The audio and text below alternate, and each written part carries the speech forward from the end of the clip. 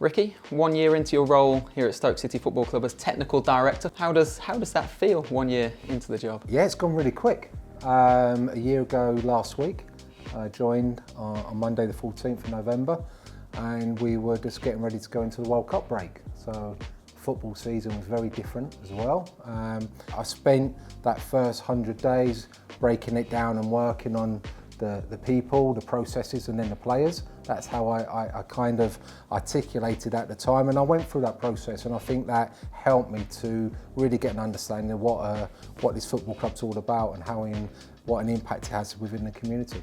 12 months gone really quickly, but I've got to say really enjoyable, and I've had a great time. Transfer windows always seem to be a hot topic when it comes to discussing your role, but there is so much more that goes into the running of an elite football department. Talk to me about the pillars that come under your stewardship as technical director. Yeah, so the vision board's been really something I'm really been pleased and quite proud of, really, that we've introduced. I worked very closely with Simon on this, and with Rich Eckersley as well, and the three of us kind of facilitated this vision board that we rolled out to every employee at the football club, and it's something now we really want to engage in. So the 5 pillars about strong identity and culture, target driven, we want to be working on that, player pathway, recruitment and development, and effective engagement. So they are our 5 key pillars. And everything we try and do, in whether it's based at the training ground or based at the stadium, is all about improving on them 5 areas. And we fill them 5 areas with a common goal of hopefully achieving what we all want to achieve, and that's getting out of this league. Well, you said, we can talk about it in a minute, the player pathway. Yeah. What does a player pathway look like here at Stoke City? Yeah, so you've got internal and external. So the internal one is obviously the academy. And that's really important for me, and that's an area that we've really worked on from the summer. We've had the under-21s come on pre-season trip, and we've brought in some staff to really engage and strengthen that connection between the academy and the first team. And I think we're starting to see little roots and signs of that happening, but ultimately it's all about players getting onto the pitch, and so far we've had Sol and Nathan Lowe, and we've seen what an impact them two have had in such a short period of time. So that's open, that's now, that pathway's there. What motivates you? The opportunity you have at a fantastic club like this to really see what change can do and what an impact it can do, and that really motivates me. And to see some of the engagement we've had with our supporters, to see the reaction it's had within the community, to see the reaction with the playing squad by adapting a new kind of way of thinking about recruiting players and looking further afield, that's really motivating me. But ultimately, we want success on the pitch as well. Well, you have a visual staff board actually here in your office. Yep. Do you want to go and talk us through it and talk us through a bit of the strategy around club personnel? No problems. My live organisation chart. It gives me a live document where I'm a visual person, so I like to see people. I like to ensure that I know everyone's by name, I know everyone that works in each department, and we talk about being one club, one Stoke, and I think this is a classic example why we're all in it together. Everything on this board is all going to have an impact on Saturday's result, and that's what we're all working towards. A lot of ex-players have come back. Was that part of your vision, and what impact does that make? Yeah, I think former players, former employees of the football club, they know what it means. They know the fabric. They know what it feels like to run out of Bet365 Stadium. They know what it feels like to represent the club away from home. So I do feel them values, them qualities are really important. But when we're recruiting positions, we're looking for a balance of that, but we're also looking for the best people in the market.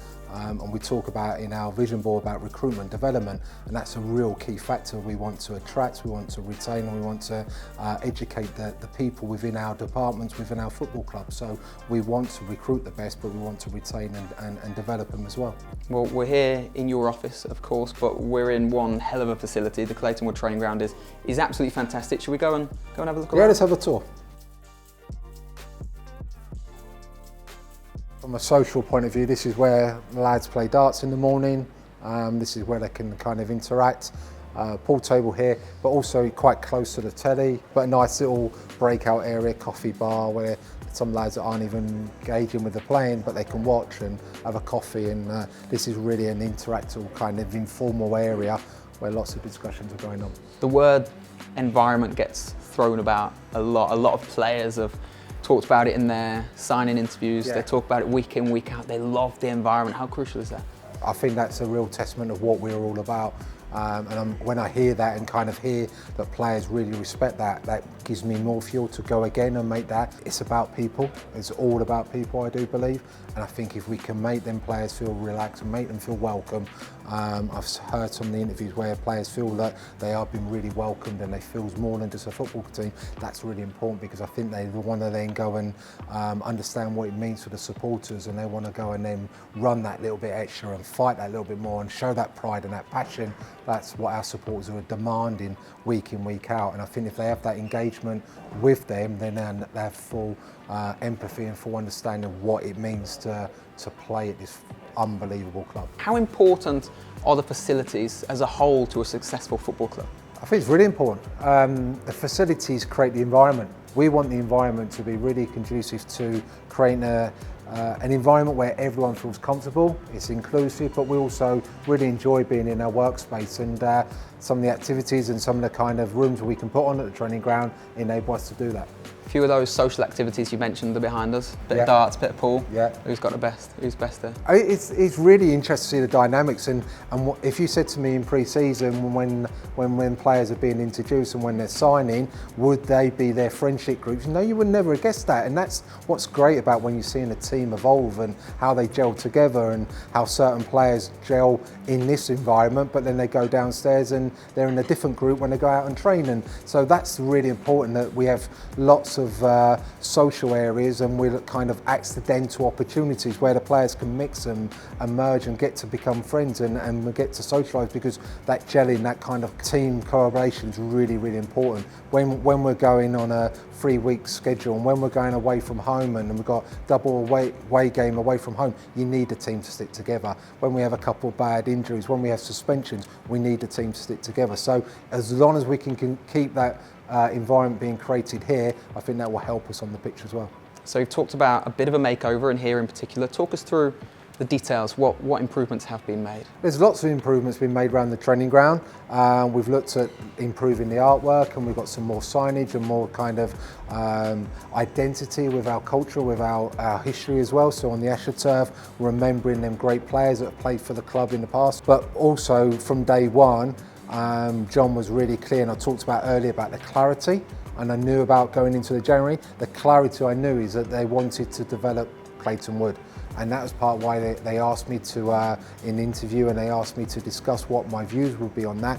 And that really excited me, that to come in and get involved with a new training ground project and the investment that the owners are making, a significant amount of money to improve the first team facility is second to none. And I'm really looking forward the next 12 to 18 months of that being developed, that being built, and then what happens then to this building, how the academy and the women's team take this over.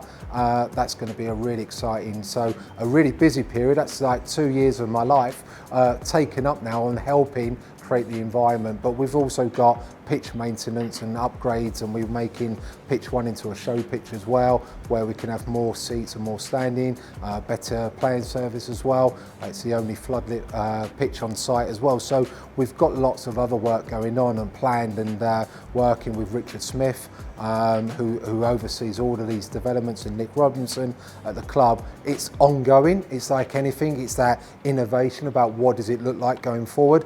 And I think that's what the football club's all about at the moment. We're not here to stand still. We want to get better, both on and off the pitch. And that's kind of the message that me and Simon are really trying to drive home at the moment, that we're just not accepting where we are now. We want to strive. We want to continue. Will we get it right every time? No, we won't. Will every result go our way? No, it won't. But we want to have that purpose, that we want to improve the experience both for our players, but also for our supporters.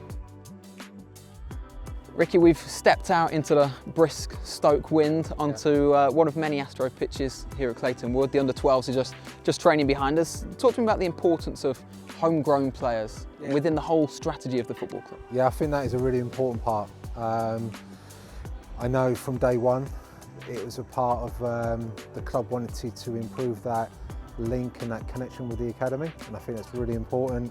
And someone that's been involved in that academy world, it means a lot to me, seeing young players develop and seeing what impact it can have, not only within the academy but also within the community as well. So I think having one of your own, and that son being son out around the ground, he's one of our own.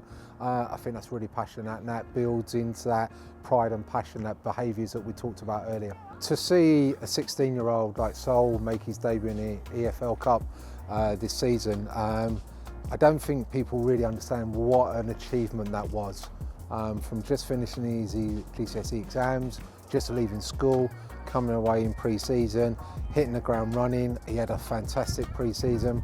He played in every pre-season game, so he really did deserve it. But an achievement to go out and represent the club that he's grown up in, and at 16 years of age is unbelievable, and something that we're all really, really proud of. And I hope he motivates the next generation of players. And this group behind us, that was Sol 4 years ago. 4 years ago, Sol would have been standing here behind us now, getting ready for an under-12 session. So that's what it means, and that's what we want to ensure, that we have that pathway, not just for one season. We want to keep that pathway going for the next season coming forward, so that we can create a conveyor belt. I like to use it like that, though, that once we've got one comes off the conveyor belt, who's the next one and where's the next one? And that's a challenge. It's not easy. Let's be honest about it, because we want instant results as well. But we need to sometimes be patient and allow these young players an opportunity, because if we don't provide them with an opportunity, who will?